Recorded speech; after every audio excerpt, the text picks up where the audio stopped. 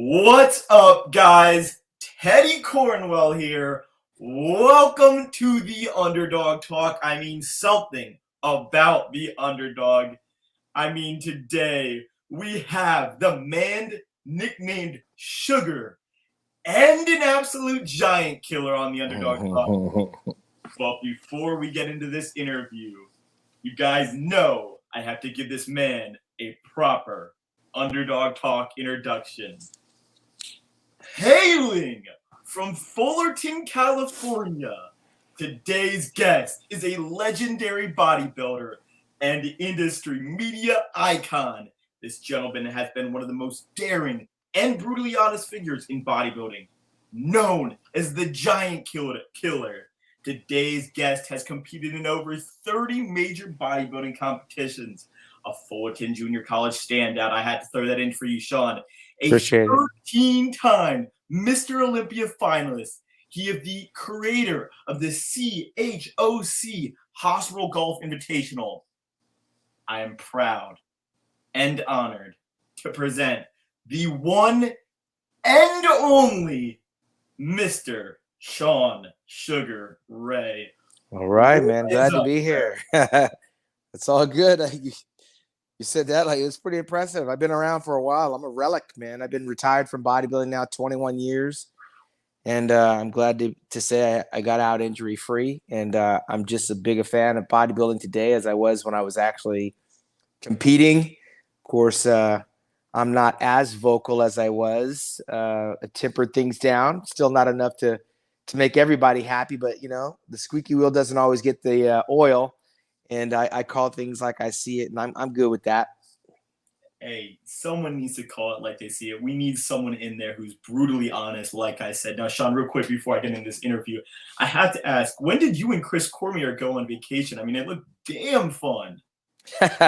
Chris is an OG, man. Chris met me when he was 16 years old. He came on my high school campus, and I don't know what the hell he was doing at my high school. He's from Palm Springs. It's a good hour and a half drive, but he saw me at my high school campus. And then I happened to win the Mr. California, and Chris won the Teenage California in the same calendar year.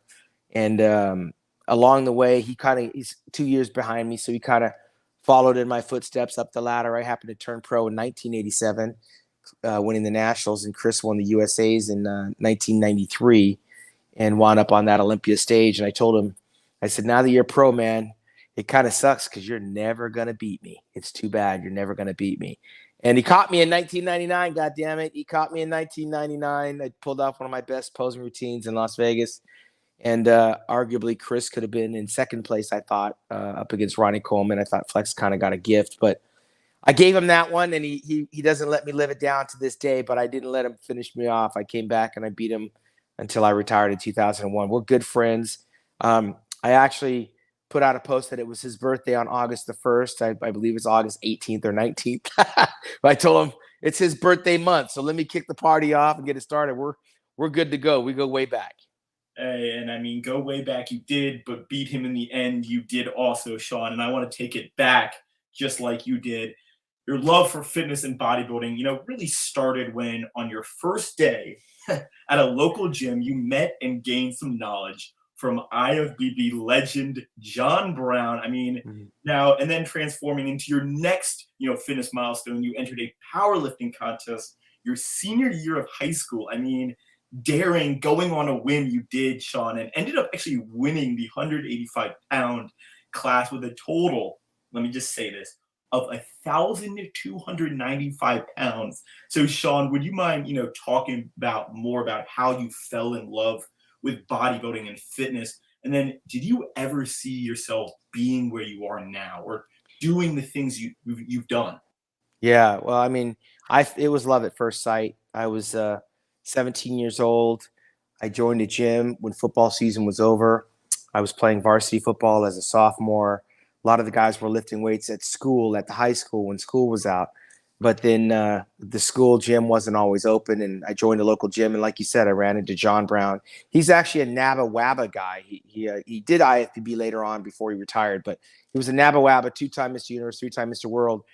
And he asked me what contest I was training for. And I was just training for football. I was training to be bigger, faster, and stronger. And in football, you have 3 lifts. You have bench, squats, and deadlifts. And I, wasn't into curls and working on my delts or my traps or my hamstrings or my calves, all the things encompassing bodybuilding. But as he was talking to me, he's 10 years older than me. As he's talking to me, I'm looking at his picture behind him on the wall as Mr. Universe. And he looked mythical on the wall because I saw things on the human body I hadn't seen before. I didn't follow Arnold Schwarzenegger. John was the first real bodybuilder I'd seen, 6'2", 250, black as the ace of spades. He just looked menacing. He had his Jerry curl juice coming off his hair, but he had a certain swagger about him that I liked. But ironically, he saw something in me that I didn't see in myself because I wanted to play football. My whole thing was all about NFL football. I wanted to be a running back. I didn't buy into the idea that I was too short because you had a few NFL running backs that were kind of short, and I was running all over people. And my career paralleled Mike Tyson's, and I can't tell my story without telling a little bit of his, because as I was coming up in the game in bodybuilding, Mike was coming up, a troubled teenager, had this mentor called Customato, who was getting him in and out of juvenile hall and took him into his house and was telling him from day one, you're going to be a heavyweight champion of the world. John Brown was telling me from day one, I'm going to be teenage Mr. America from day one. And you got the structure, you got the build. You've never competed before. How long you been training? Are you serious? You're shitting me. Well, come on, just do what I do. Don't ask me no questions. You do what I do. You want to look like this? I'm like, yeah, I'd love to look like this. It's a million miles away from my reality. Well, come on. And so along the journey, I realized that it doesn't rub off. I was the guy changing the weights. I was the guy getting my ass kicked. I thought he was doing certain things just to make me quit. But ironically, in looking back, I quit a lot of times because I wasn't man enough. I mean, he was doing grown man stuff. He's 10 years older than me. He had a certain style of training where I wasn't used to it. We did chest. We did back and legs on day 1. On day 2, it was chest, back, and chest, back. No, I'm sorry. On day 1, it was back and legs, and then we did chest, shoulders, and arms on day 2. Day 3 was back and legs, chest, shoulders, and arms on day 3. We did it 6 days in a row. Now, mind you, I'd run the pigskin. I ran football. I was getting the shit kicked out of me in the gym, and I would be the guy. I'd be laying on the floor. My legs are swollen with blood. I, throw up. Walk outside to get some air. And when you quit, he doesn't let you back in. So I was learning. I was learning the hard way about a lesson of, like, if you want to be like me, you got to be able to hang with me. You can't come in this gym and stink up the place. If I quit, he would tell me to leave the gym. I couldn't watch. And I had nothing to measure this with because I was an All-American football player. I was kicking everyone's ass in football, both on offense and defense. And I had a little swagger about myself, had some karate experience, a little bit of boxing experience. But bodybuilding, the way he was doing it was a different animal. And while he was kicking my ass when we were outside the gym, eating at Sizzler, eating at his house, I was a student. He was really big on, like, hamburger helper, a pound of ground beef and some pasta with some seasoning on it, or just a pound of ground beef and 2 slabs of bread. And I'm trying to keep up. He was a pro bodybuilder, eat, sleeping, and training. I had to go to school. I had other things to do, but I was just this sponge. I was listening to him speak in German, conducting business about guest posing fees. And he was a clothing guy. He manufactured clothing. He was an art major from Cal State Fulton. And he was driving a Mercedes, and he had different girlfriends, and he had different type of guy friends from basketball, from the University of Cal State Fulton on the basketball team. That he knew the Ram football players. I would go to a nightclub with him at 17 years old, and they'd let me in because I'm with him. And then 5 minutes into being in the nightclub, you hear the DJ stop the music, spotlight would come up, and we got 2-time Mr. Universe, 3-time Mr. World. John Brown is in the house, ladies and gentlemen. This is a nightclub, and I'm not supposed to be in a nightclub at 17 years old, but just the adulation and the respect he was garnering was all because of his bodybuilding accolades. And he was looking at me saying, you can have this, but you're going to have to work for it. You're going to have to earn it. You're going to have to get to a place where you can't quit, where you don't want to quit. And along the way, I'm watching Mike Tyson and Customato, and that communication. He looked at him like a father figure, and Cus was telling him, look, you're going to be the champ. You can beat these guys. You're going to be the best in the world. And so I just kind of took to John like he's my Customato. and I'm just going to believe what he says. I'm going to follow his lead. And for the first year of my baptism was getting the shit kicked out of me, working with John Brown. Then he took off and he went to Europe. Yeah. But along the way, he got me into a couple of bodybuilding shows. My first show, I was second place, best poser. My second show, I was the middleweight champion, overall champion, most muscular, and best poser. And I had 6 trophies in a span of 2 weeks. And I came home and they were all bigger than my football trophies that I'd played from 8 years old to 18. And I thought, this is what I want to do. I mean, I know I can get better. I know I'm going to get bigger. I can see it happening in my universe. And then John was gone. As quickly as he came, he was gone. A year went like that. I started working out with his roommate a little bit.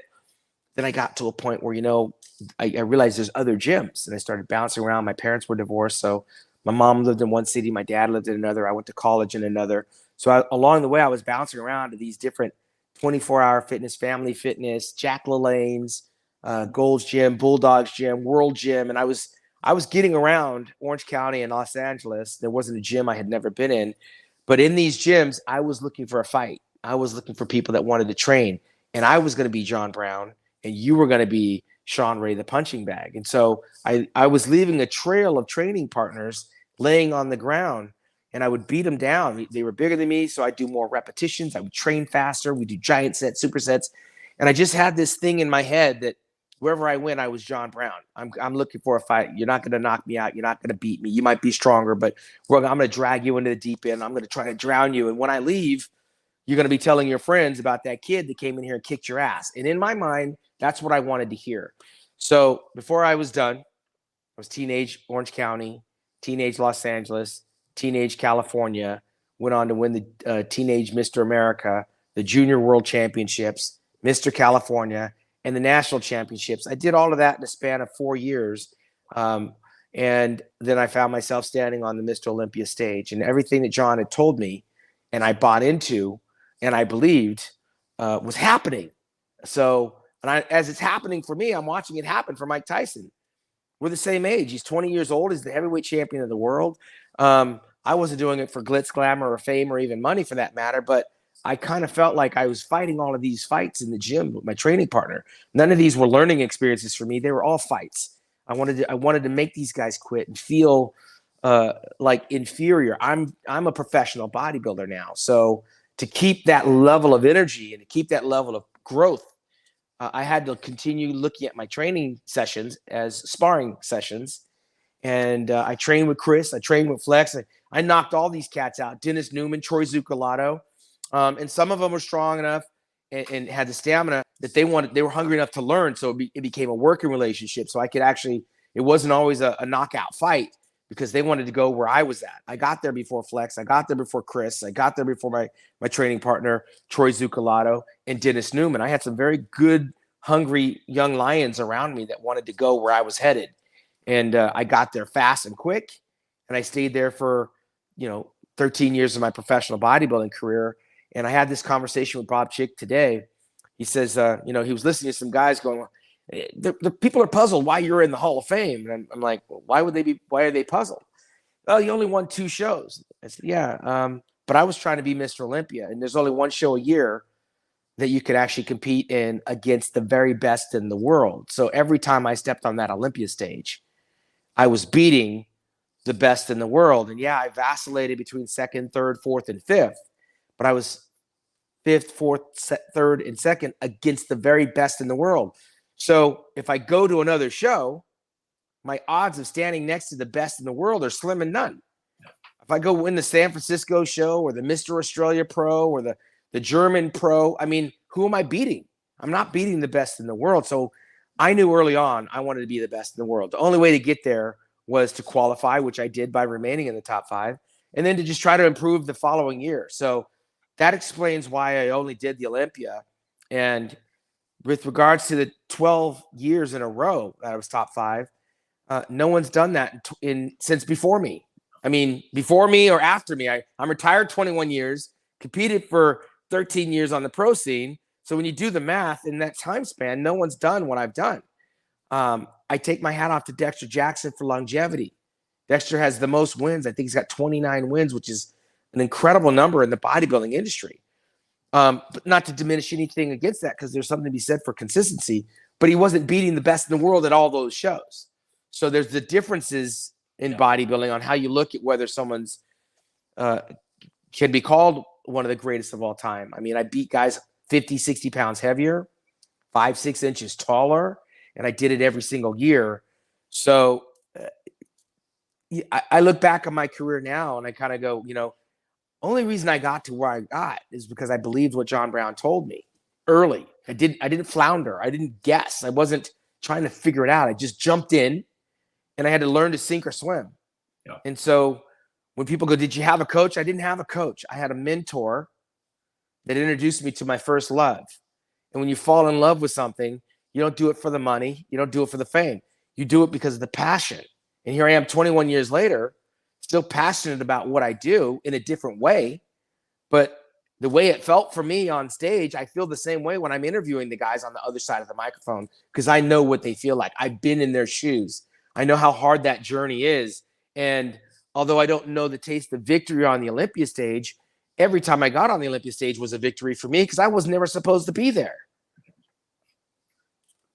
And I mean, it seems like your story is so much like our guy, Kevin Levrone.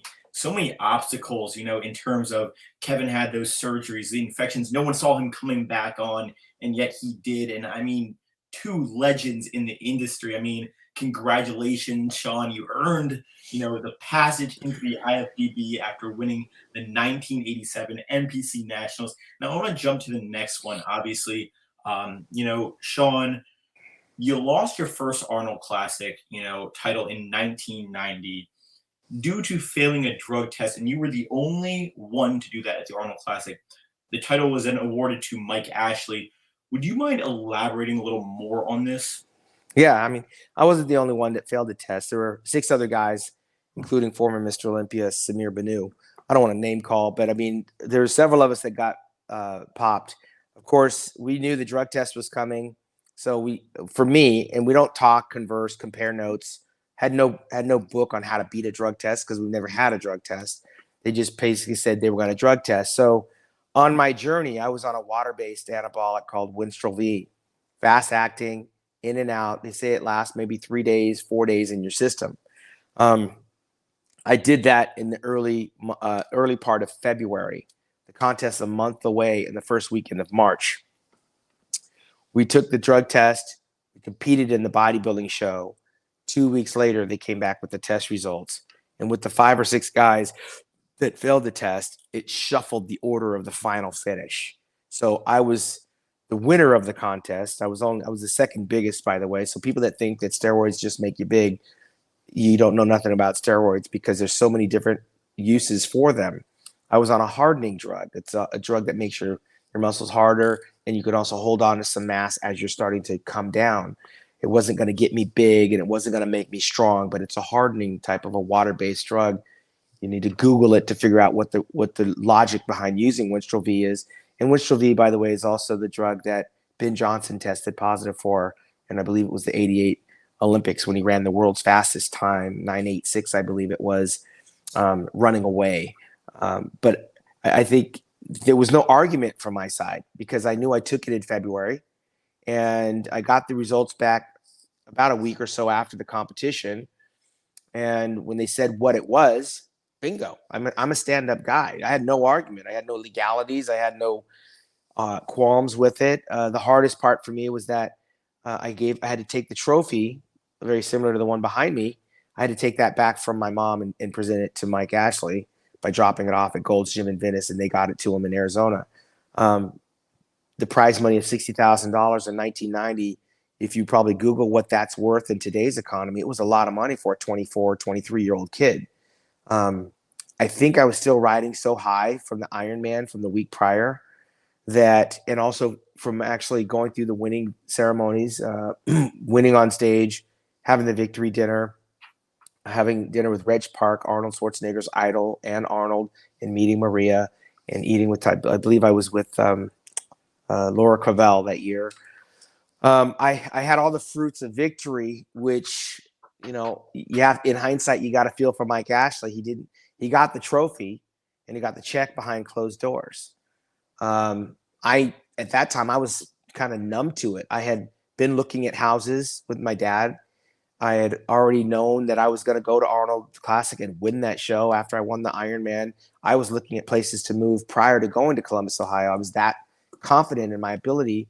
I had eyes on me like Mike Christian and even John Brown and others in Gold's Gym on my run up to the Ironman in Redondo Beach, 30 minutes from where I lived, that I felt pretty confident that nobody was going to beat me that particular year. And when I didn't get the 60,000 to go with the 10,000 prior, then there went my $70,000 down payment on a house that I was actually eyeballing. I was more disappointed that I couldn't follow that plan than I was, I think, letting Mike Ashley have the money. Like, I didn't let him have the money. Mike really corrects me when I start talking about this because I didn't win. I was disqualified. And I'm with that. I'm 56 years old. I own it. I never contested the drug test. No. I never saw the 60,000. No one got money on the day. You got paid after the results came back in. And so when I got the news, I was on tour in Canada. My first phone call was to Joe Weider. He writes my check. I was sponsored by him. I said, Joe, so what does it all mean? He says, well, you better not fail the drug test when the Olympia rolls around.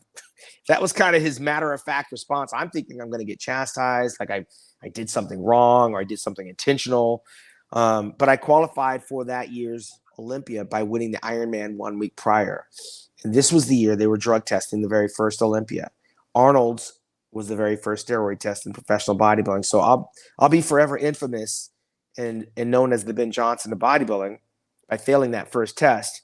But it was the beginning of my career. And I had Vince McMahon on the other end of the phone, asking me to come and join the WBF. So there was a nice little leverage there because I just failed the test. I'm looking at another test coming up in September in Chicago. And Vince McMahon's offering me more money than I've ever seen in my life. And Joe Weider's got to figure out a way to keep me if he thinks I'm going to be a future Olympian. So I didn't have a lot of loss. I competed for many years for trophies. And you don't realize the loss. Like if I had that 60,000 and I had to give that back, that would be painful. I would feel it because I would know what it looks like. I know the weight of it. I know the ramifications of how $60,000 could change a 24-year-old's life. But having not touched it, feel it, ever saw it, when I hung up the phone with Joe, I got to work going on my tour. I was already in Canada. I was going to Argentina. I was working my way down to other countries that I hadn't been to. And I was doing the business of bodybuilding. So my seminars became this story about how I won the Arnold Classic and failed the test because there was no internet. News was traveling very, very slow.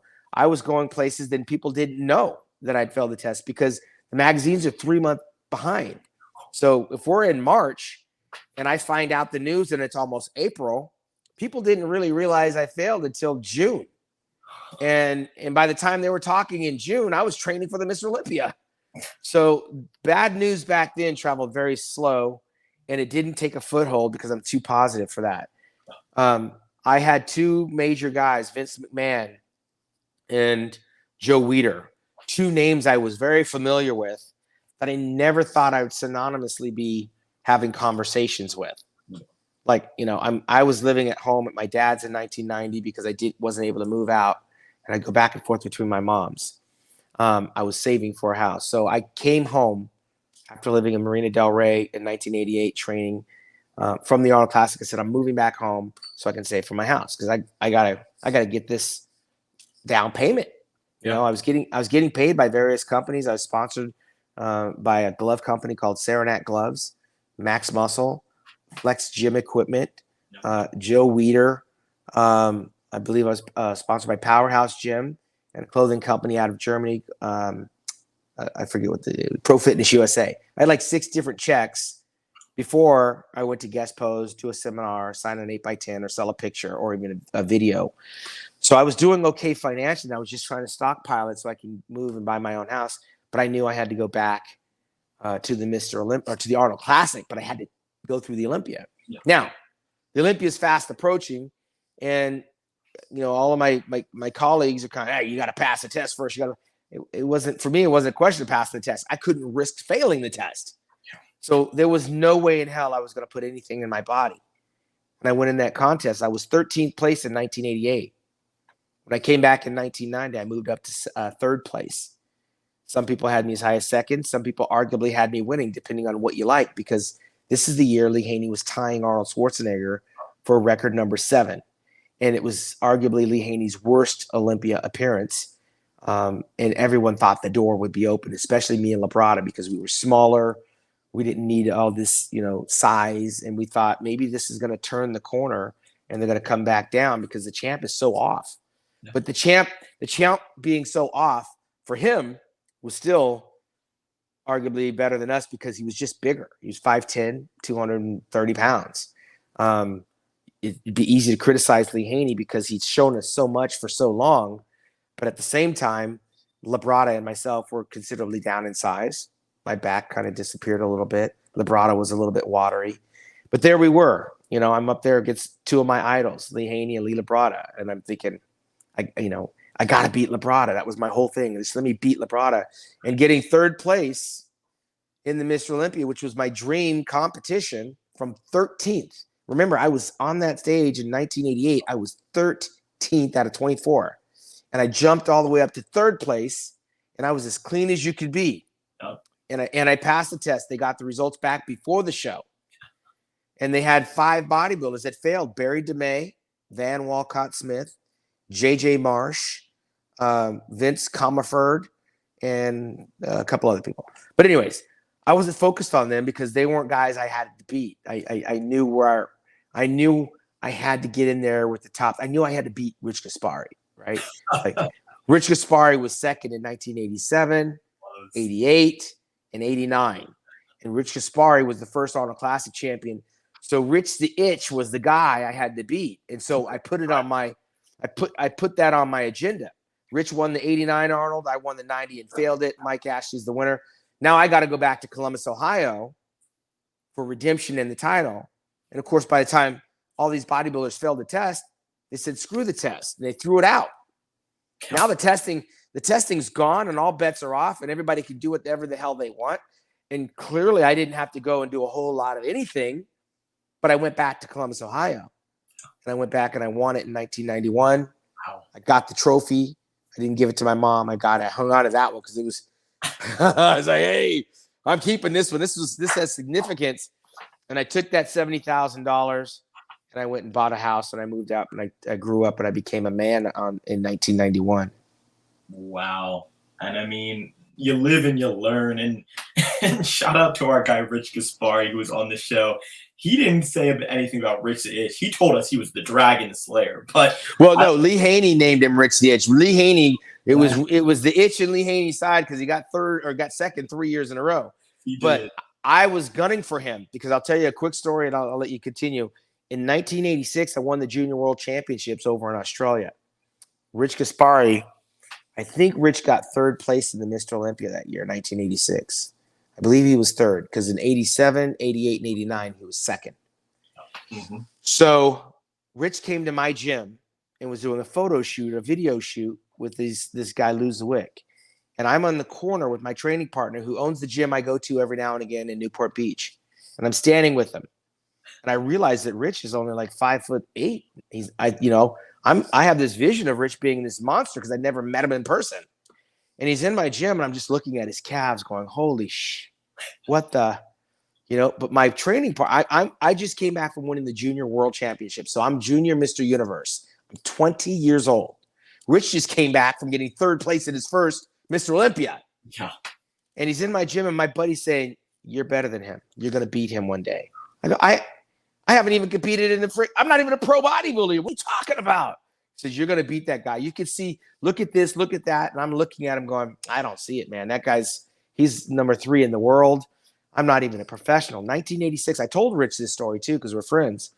And so I put my sights on Rich Gaspari in 1986. So but 1990 happened. And he was announced 5th place. Damn. And I'm standing there next to Mike Christian, who helped me in 87 when I won the Mr. Cal. And I hear Mike Christian's name fall. Bam, I got both of them. now I was just praying to get Lee Labrada, because I go, if I beat Labrada, I've arrived. And of course, I was announced third behind Lee Labrada, but I knocked 2 cats off that were on my list of people to do. And when I beat those guys, I never paid attention to them again. In my mind, I needed to run down Lee Labrada, and I need to catch Lee Haney before he retires. And of course, in 91, I shot my wad at the Olympia, at the Arnold Classic in 91 in March. Had a huge travel schedule in 1991, not to make excuses, but I had to make up for that money I missed in 1990. So 1991, after winning the Arnold, I said yes to everything. And probably for too long, because it took me all the way to August. And then I didn't have enough time to get ready for the September 9th Mr. Olympia in Orlando, Florida, which was on my birthday. And I blinked. I dropped to 5th, and I allowed Vince Taylor to sneak in there and get 3rd place. And I'd beaten Vince when I turned pro in 1987. I was like, damn it. But I wasn't too disappointed, because I knew all the volume of work I did in 91, and I knew that I would be back. And of course, that was the start.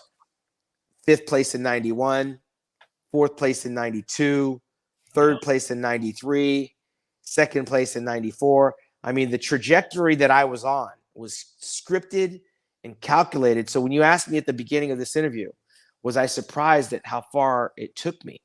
I wasn't. I was literally like Mike Tyson. I was programmed for this. I was told that I could do this, and I believed it. And I think that set me apart from a lot of the bigger insecure bodybuilders, because this is a sport of insecurity. This is a sport where you have second doubts. You have lonely nights. You have really long, hard days. You're alone a lot of the time.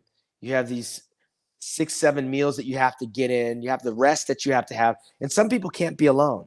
So now they're dealing with another person and their emotions, their needs, their wants, their desires. And I lived alone. I was a Spartan. I was like, I remember Mike Tyson said he lived with Customato, and there was nothing but boxers in the house, and they just eat, sleep, and train.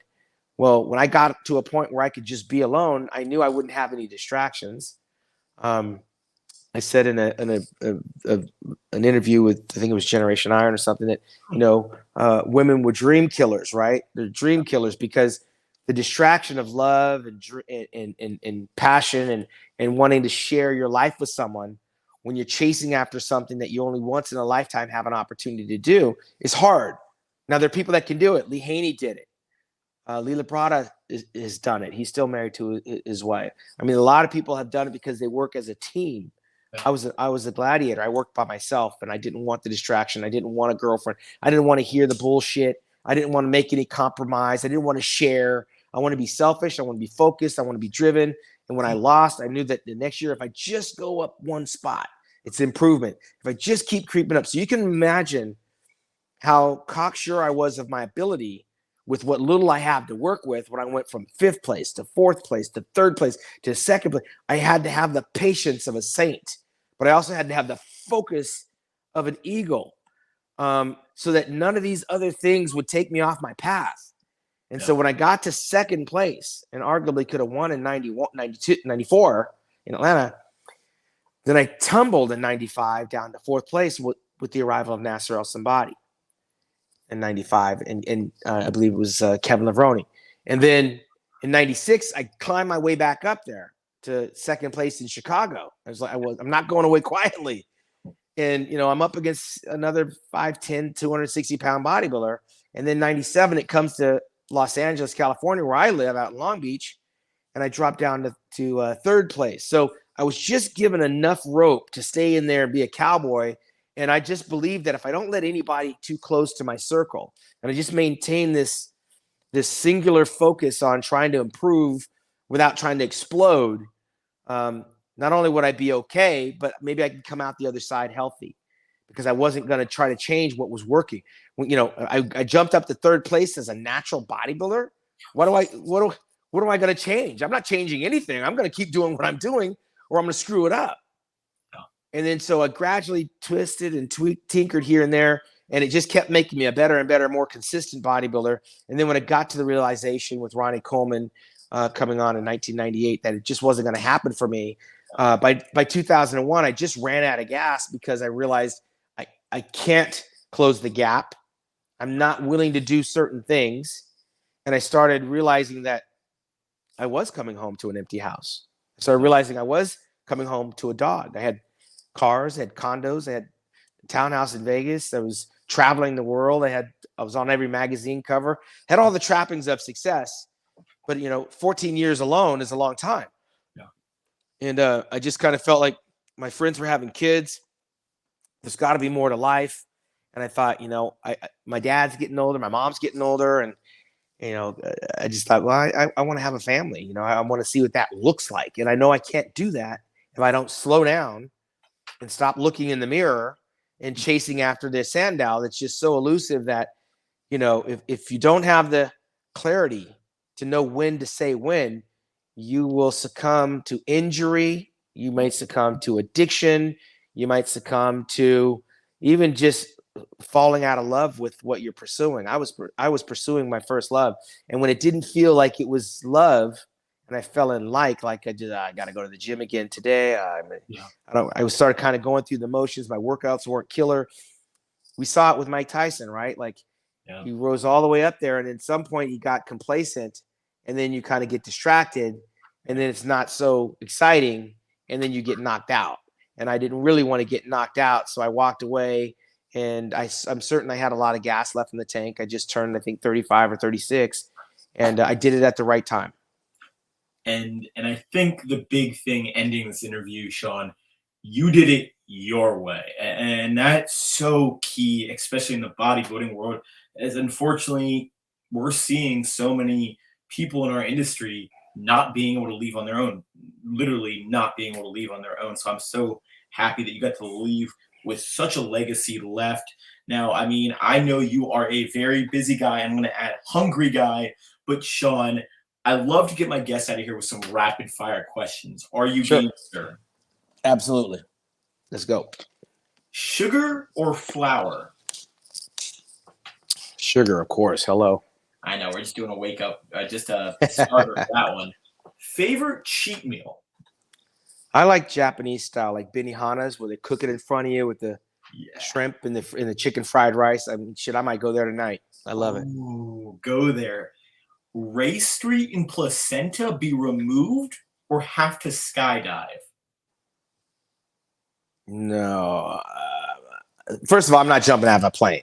That's never going to happen.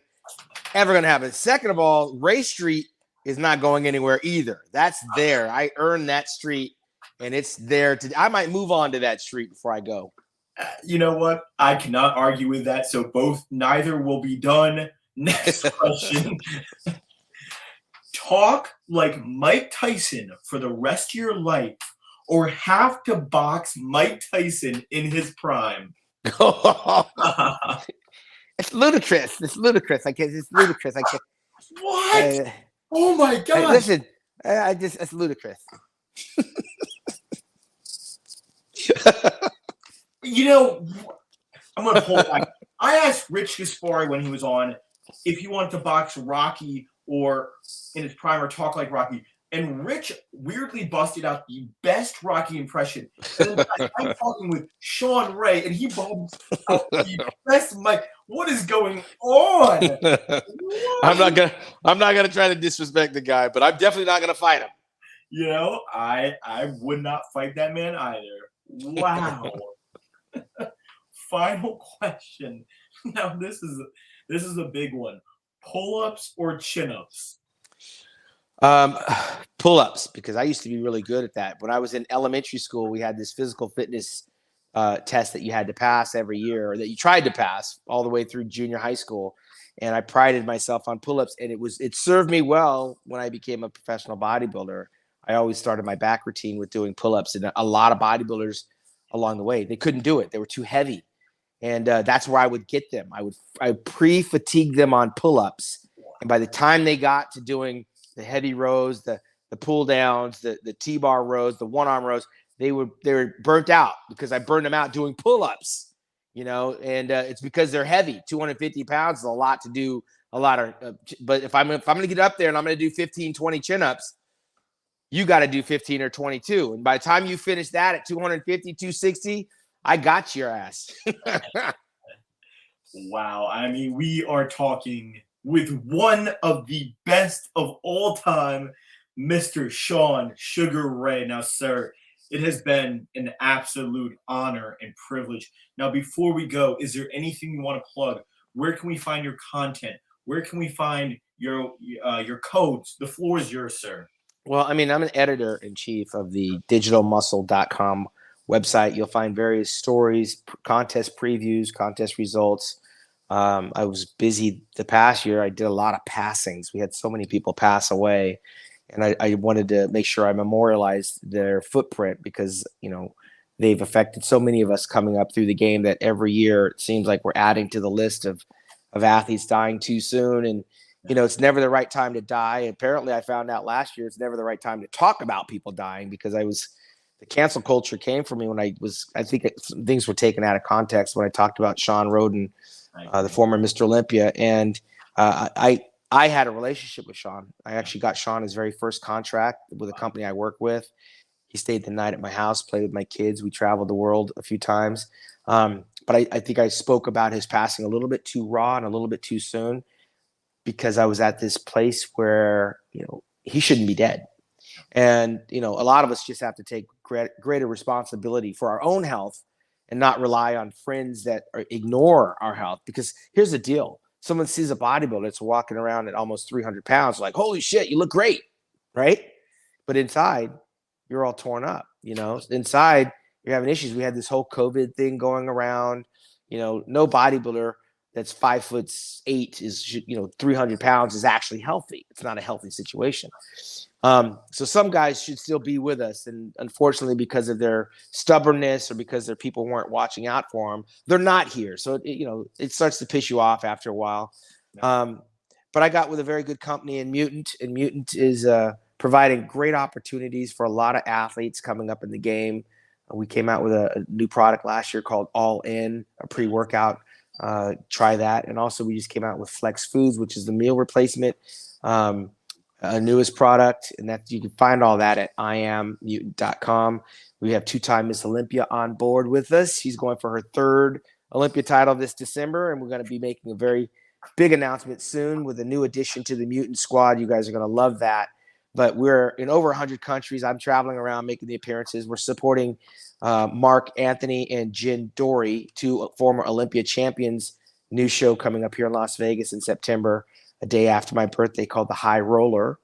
And I'm off this weekend to Tampa to support Tim Gardner's show, the Pro-Am Tampa competition. Of course, in November, we'll wind up in Hawaii at the Shawn Ray Classic for the 5th year, adding Pro Bikini and Pro Wellness. And we'll wrap the year up in December at the Mr. Olympia in Las Vegas.